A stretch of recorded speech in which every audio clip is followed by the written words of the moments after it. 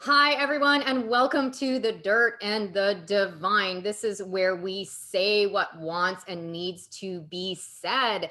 I am so excited to have a dear friend of mine, Laura Hamilton, on with us today. Hi, how are you? Hi. I'm so excited to have you here and for our conversation.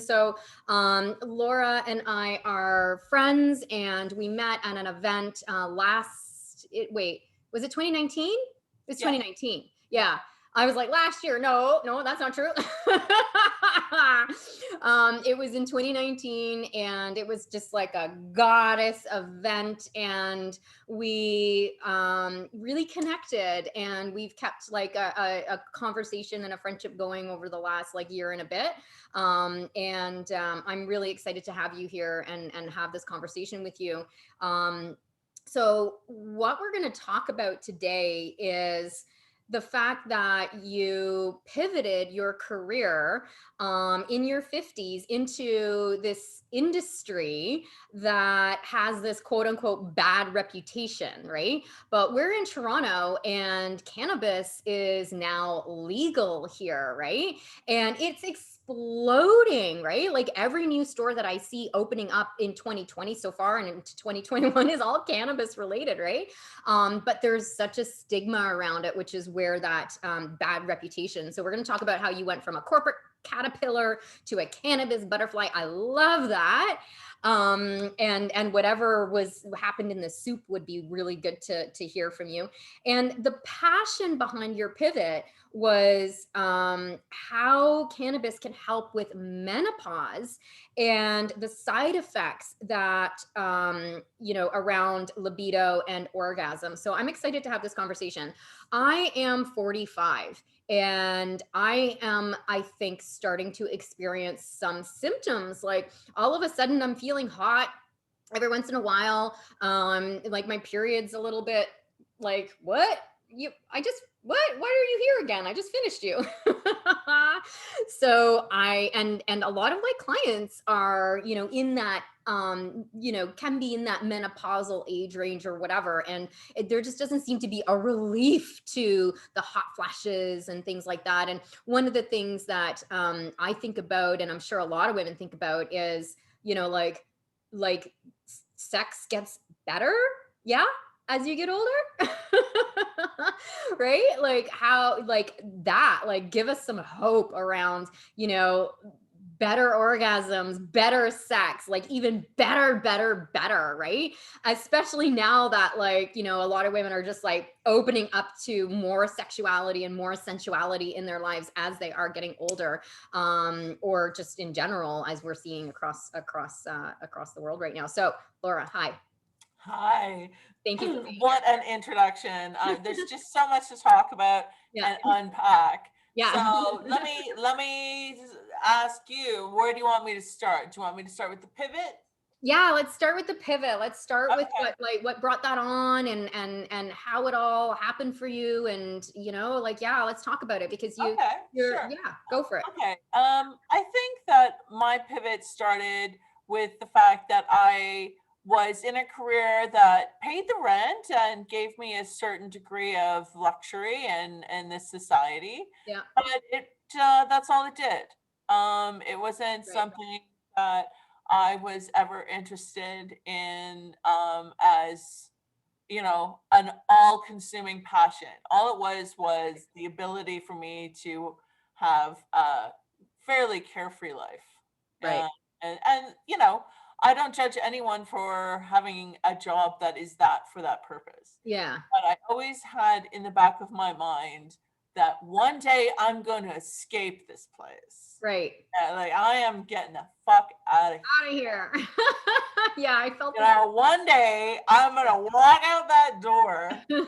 I don't Bye. want any stupid party in the boardroom bullshit where everyone's standing around looking awkward, being awkward, going, oh, like, I do forgot the about that. people in prison have cakes and like, oh, so you're getting parole today? Here's a cake. No, no, you just stand around looking awkward. Yeah. Go. And I didn't want any of that. My last day, I walked out of that building. Yeah. And I just went back there after a year because I had to get my eyes tested. Right. So, in the back of my mind, I had that whole scenario in my head because one day it was going to happen. Yeah. Yeah. And I love it. I knew that I was always having like a side hustle on the side, always like thinking, okay, I'm going to try all this different stuff Yeah. because my career allowed me the disposable income to try out a whole bunch of stuff. Right. And for that, I'm grateful to them. Yeah.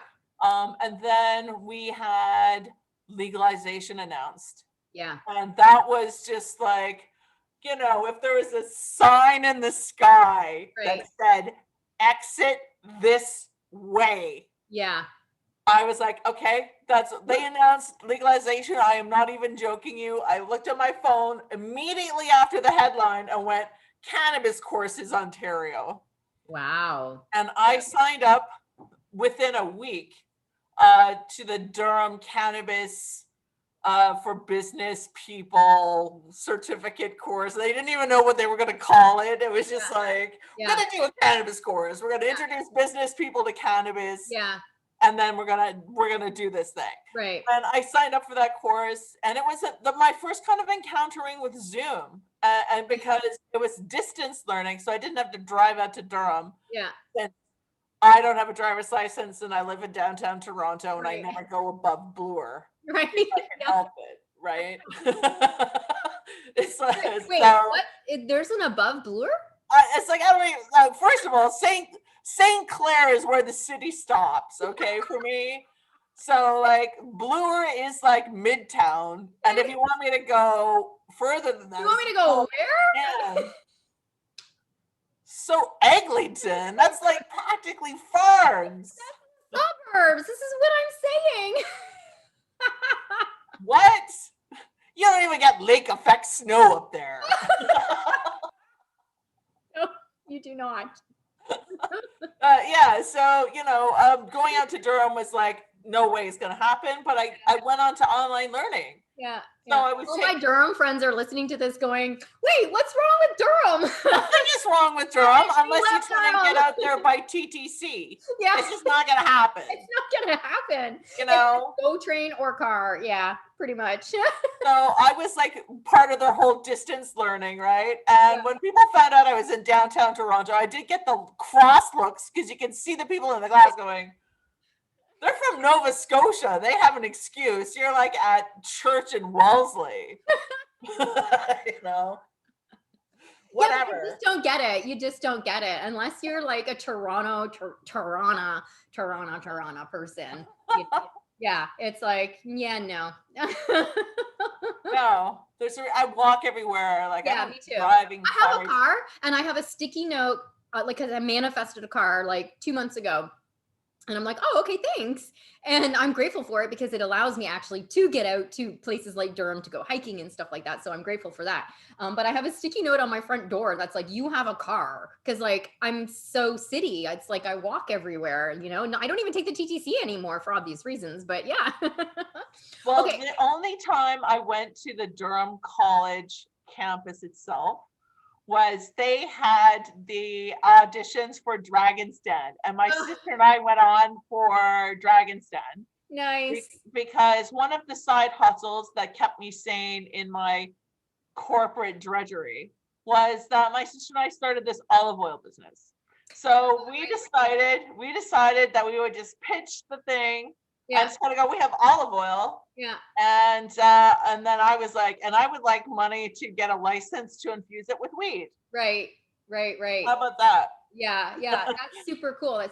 Right. I remember that's what you were working on when we first met. Okay. So let's bring it back then. So you, the weed industry opened up here in Toronto and you took a course, and then like, did you quit your job at that point? Like what, like? No. All it did was, you've been waiting for something.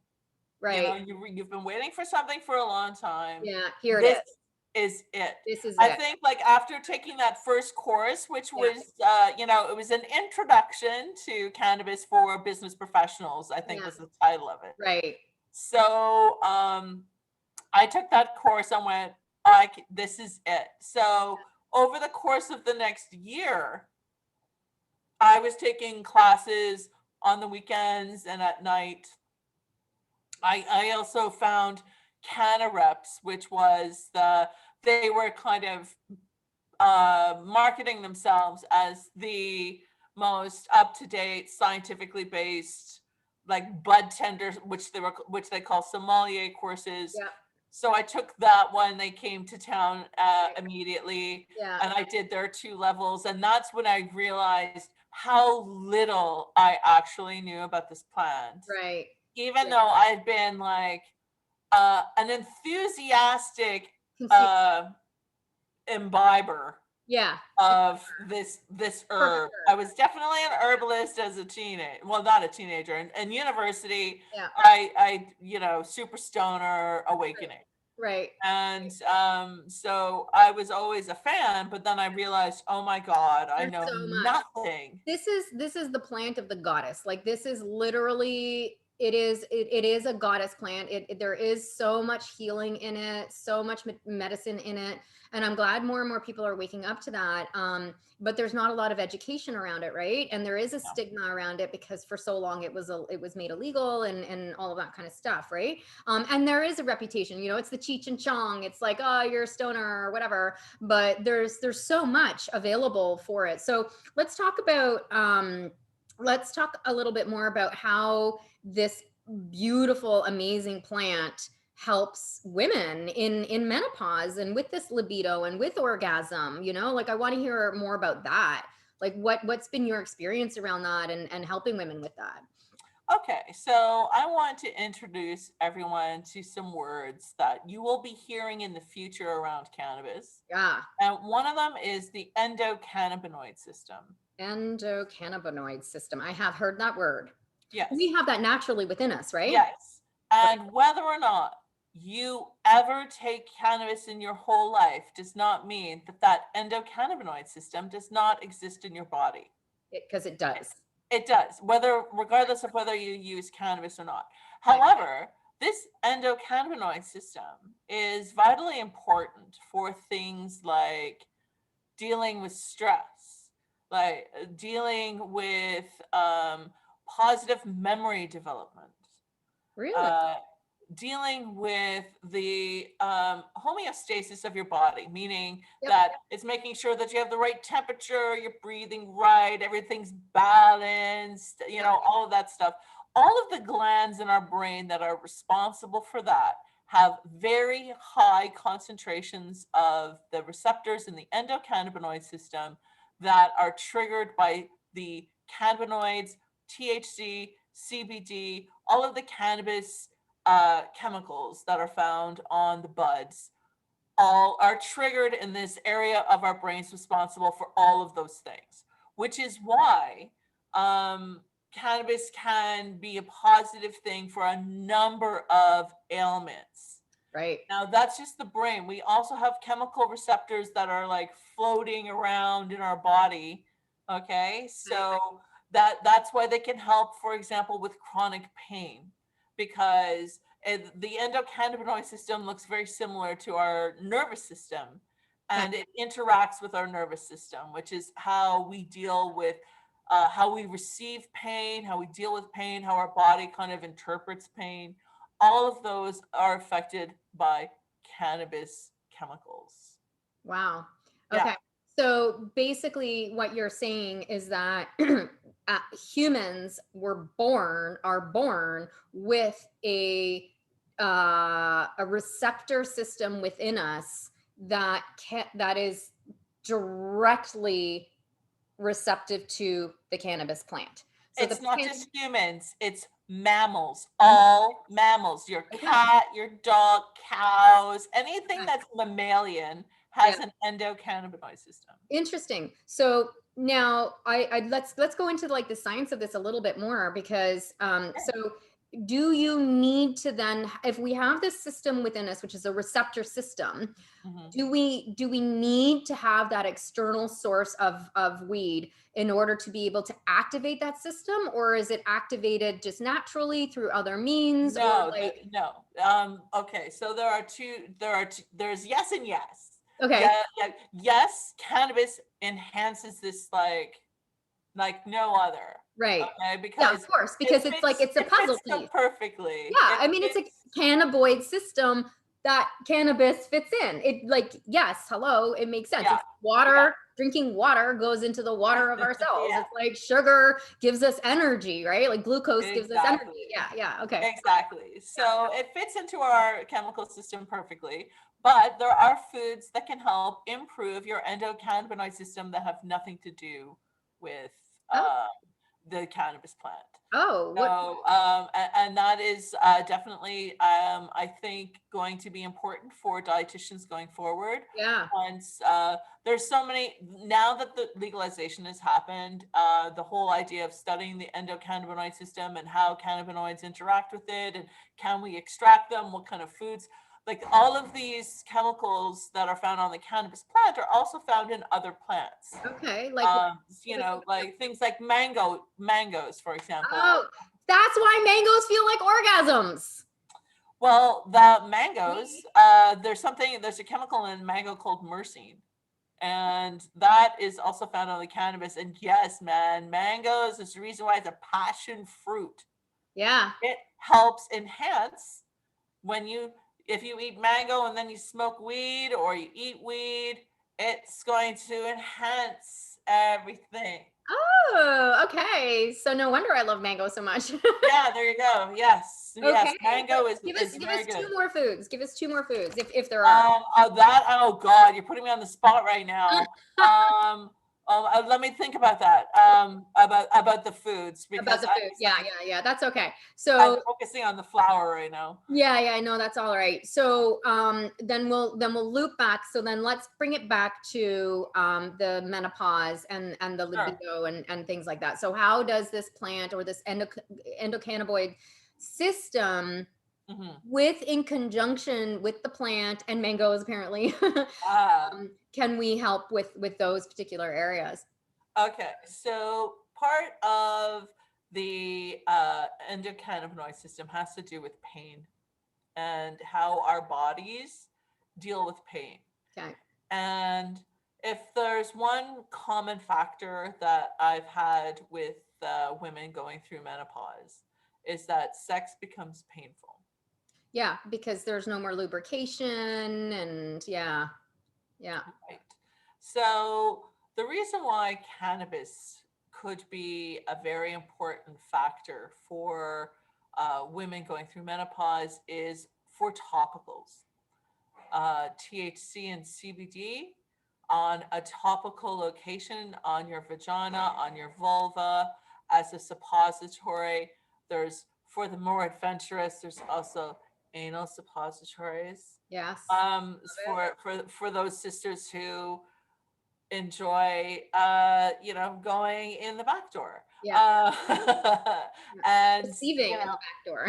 yeah, sneaking in the back door or whatever. Like sometimes it's a necessary entrance, Yeah. Yeah. Um, and these abilities for our body to kind of not so much numb. It's not that it numbs the area, more that your ability to absorb pain and Mhm. deal with it, Okay. and um, It it's softens it. yes, it's rough. It rounds all of the sharp edges, I Right. would say, and it also helps promote because THC also, if you're like also taking it as an edible, or you're vaporizing or smoking it, THC also stimulates parts of your pleasure centers, which produces natural lubrications because you're getting your groove on. Right. And this is Yeah. kind of allowing the blood flow and secretions to happen where they should be happening anyway. Yeah. And also, I would take this a step further in terms of chilling you the fuck out. Because a lot of Yes. women have, emotional, spiritual, psychological traumas and issues and things like that around sex and sexuality and pleasure, right? Um, which is like what I'm trying to unblock in women, is just like, no, this is all good. Like, have that pleasure, open that up, but our body, keeps that score, right? Our body is the one that holds the energy of the shame or whatever it is that we feel around sex and sexuality. And so having those pleasure centers open up in our mind through the use of cannabis can like chill you the fuck out so that you can relax enough to experience the pleasure in the moment, have the orgasm, like be relaxed enough to allow the entry of, whatever it is that you're receiving, whether it's from a toy, which we talked about just before we got on here. Like, I'm just so excited. Thank you so much. Just as a little side, kind of thing here. But Laura introduced me to We Vibe, which is an amazing, amazing vibrator. And I've like shared it with the women in my community, not my vibrator, but the brand, just to be clear, with the women in my community as well. And so like, yeah, it allows you to be able to have that softening of your body, to be able to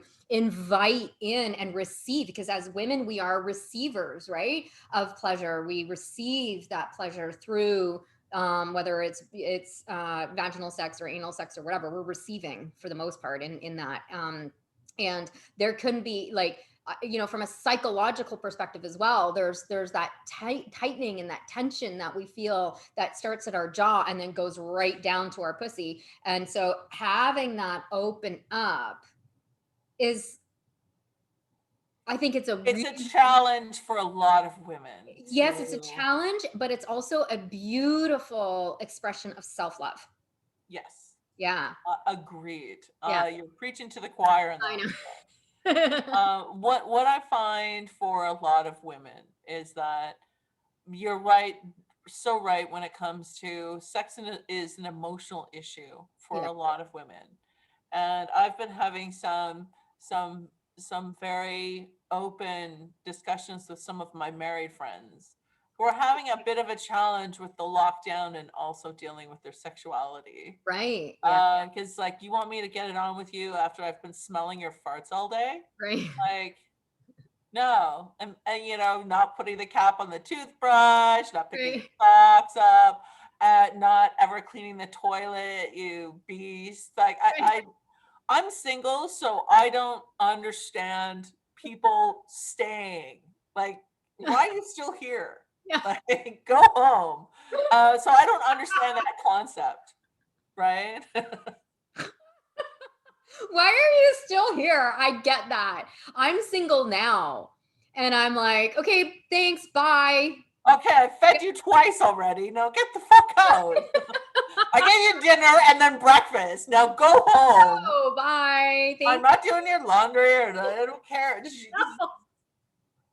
I have children. Don't need another. Yeah, so like, I don't understand this concept, but I want to, be a shoulder for my friends. So yeah. They are interested in what I'm doing, and then of course I'm curious as to how they're coping, because like, I can't even imagine it. So I get a lot of hearing, a lot of venting, and I find it fascinating, and then give my 2 cents worth about, this is what you're going to do tonight. This is your homework for you. Okay, so what homework do you give them? Give me an example. Well, I encourage them to get some THC infused lube. Okay. And say, you put this on. Yeah. And okay, so the caveat to this is, it's not going to work for everybody the first time. Yeah. That cannabis is, because it's chemically based, everyone's chemistry is different. Yes. So what might work for somebody might not work for somebody else. Yeah. And it should never take the place of medical supervision.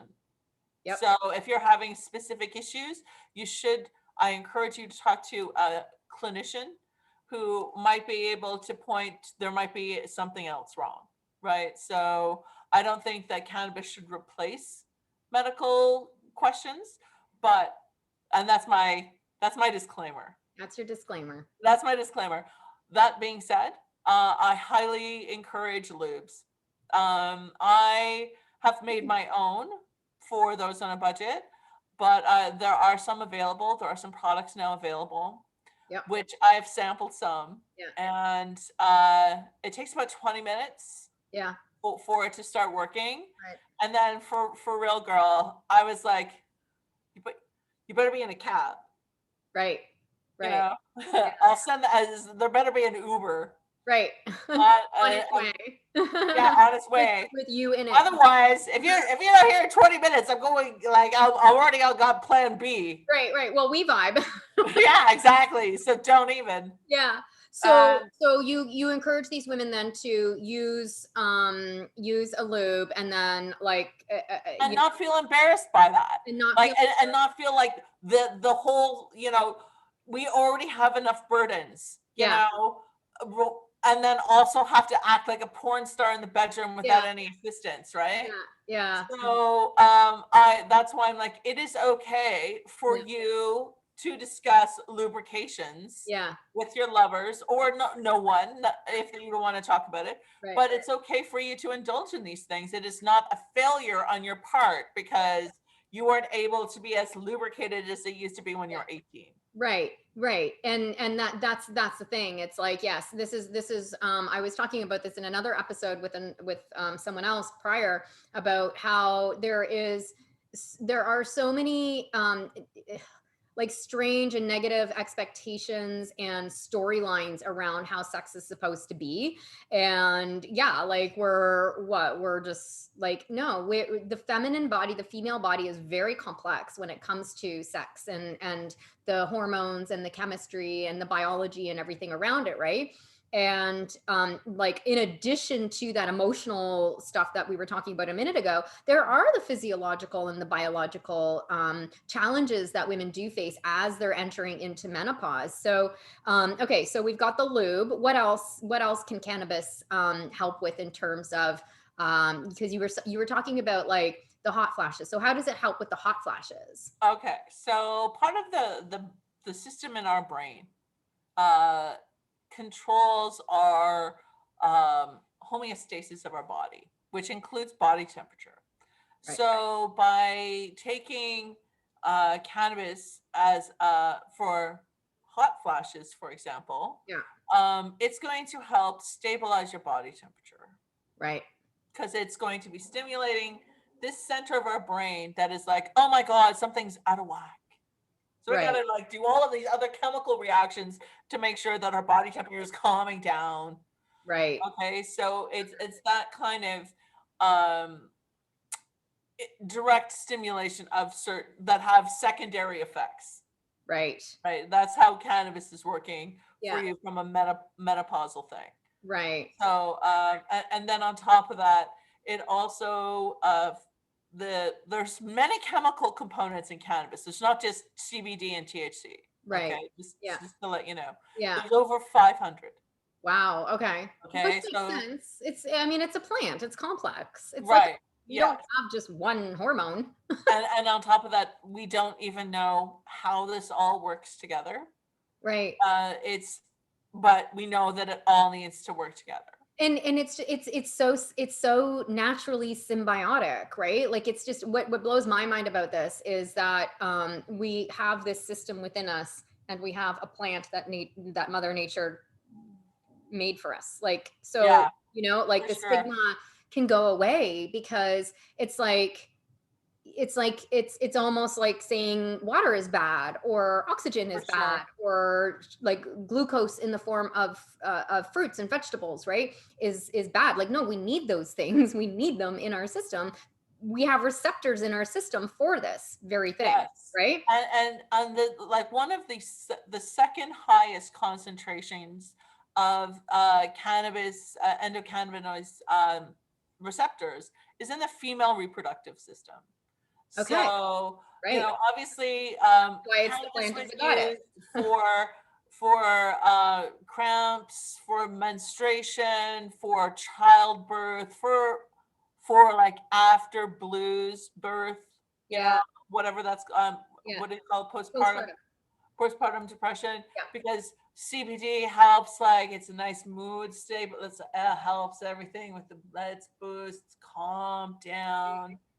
Yeah. that sail through this. So Yeah. it's Right. been an herbal medicine for thousands of years. And it Thousands. wasn't until Yeah. the 1920s when we decided that this was just the devil's weed. And Right. it's just so dumb. But we had to listen to some people who knew nothing about this plant for 100 years. Right.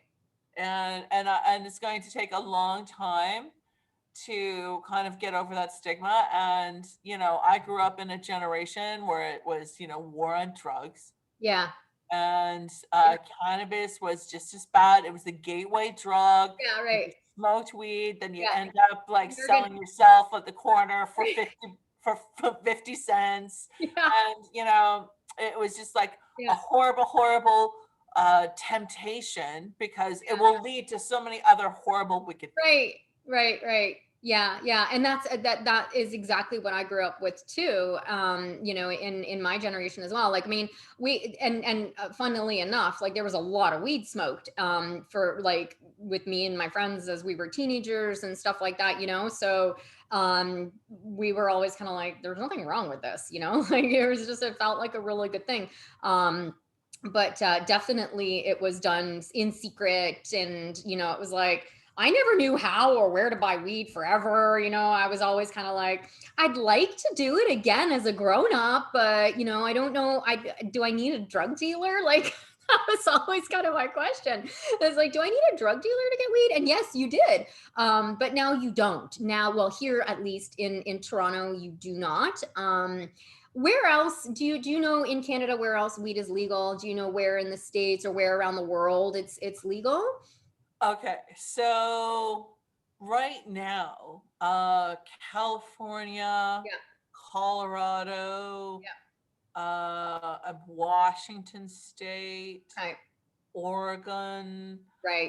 I think that there's, with a new administration, I think that they're very close to getting a federal legislation through, but Okay. I don't want to, count my chickens before they're Right. hatched. Right. But Right. there is a big push for legalization now. Yeah. I know that in everywhere but Manitoba and Quebec, you can Okay. grow your own weed, up to 4 plants. So Okay. but that, I'm telling you this, that's going to be constitutionally challenged. Okay. Because why should people in Quebec and Manitoba be denied the rights that somebody who wanted to brew their own beer or wine, or it doesn't matter, it's federally legal plant, why are you denying me access as an adult? Right. Okay. Well, that's then those two provinces need to Yeah, so take a it's fight. while Canada's legal, there are still complications around the Right. consumption. And Okay. I think that until these complications kind of iron themselves out, and uh, I really disagree with how our legalization processes kind of evolved and Right. come to fruition, Right. especially in Ontario. I think it's just been a disaster. Right. But I think that once the growing pains are done, and uh, normalization comes with people accepting that consumers of this product are also functioning members Yeah. of Of society, society. Yeah. and they are not your enemy. They are, it is just like my choice of consumption tonight. Is it going to be beer? Is it going to be wine, tequila, or weed? Right. And that is not an increasing strength either. Right. So, I'll so start with the beer and then I'll go start to with the the wine, beer, yeah, then I'll the shot weed. the tequila, and then I'll smoke some weed. That's Yeah, no. high school. Oh my God. That to me is a recipe for either a very interesting naked evening, or it's going to end up with just like a lot of snoozing at the end. And it's going to Yeah. be one puff, and then it's going to be sleepy bedtime. Oh, that's hilarious. Yeah, yeah. I mean, for me, I don't need any of those things in order to have a naked experience. But it's Well, like, with this whole like the everyone in self isolation, what I've really appreciated is putting on my lingerie and calling up a friend and giving a show, yeah, because like, look at this yeah, sexy ass bra that I bought. this Woo, body. woo. I love it. I love it. Okay. So I love everything that you've shared here today, Laura. Like, I think this is really important for women to know that there is an alternative. That's basically what you're saying here, is that we have, as women, no matter how old we are, there are alternatives. And like, in terms of the lube, one of the companies that I used is Fioria. Yep. I just butchered their name. I'm sorry. I love their product. I got it at an event a couple years ago, and I got it as a sample, and then I bought a bottle of it. But it's more on the CBD side. I don't think there's any THC in it at all. But holy shit, I was like, what the fuck is happening? Woohoo! Yeah. Yes. It's I was like, yeah. And this was just in masturbation, right? yeah. You know, the self pleasure just like went up 1,000 notches, and I was like, yes, thank you. And But that is how you start the day right. yeah, it's how you start the day right, right? But also the conversation around like cramps, like the pain that women can experience. Like, I had endometriosis when I was a lot younger. I had like a cyst this huge on my ovaries that I had removed, and it went on like medications that actually forced me to go into menopause. And so, like, it was just like, no, I don't want this, you know. I want something more natural. And at the time, this was years ago, I didn't know about this, right? I wish I had. And you know, like, relax. So there's the chill factor, there's a relaxing factor as well, like calming down those alarm centers in our brain, especially if we've had sexual trauma that is unhealed or whatnot, right? If there's a lot of tension around sex and sexuality, around that, it helps relax the body to be able to be more open and receptive to that pleasure, which is huge. Women are designed for pleasure. The clitoris has 8,000 nerve endings. We are literally designed for pleasure. For continuous pleasure. We can multiple. By the way, just so you know, I'm starting a movement. I posted this on Instagram maybe about, I don't know, 6 weeks ago or something like that.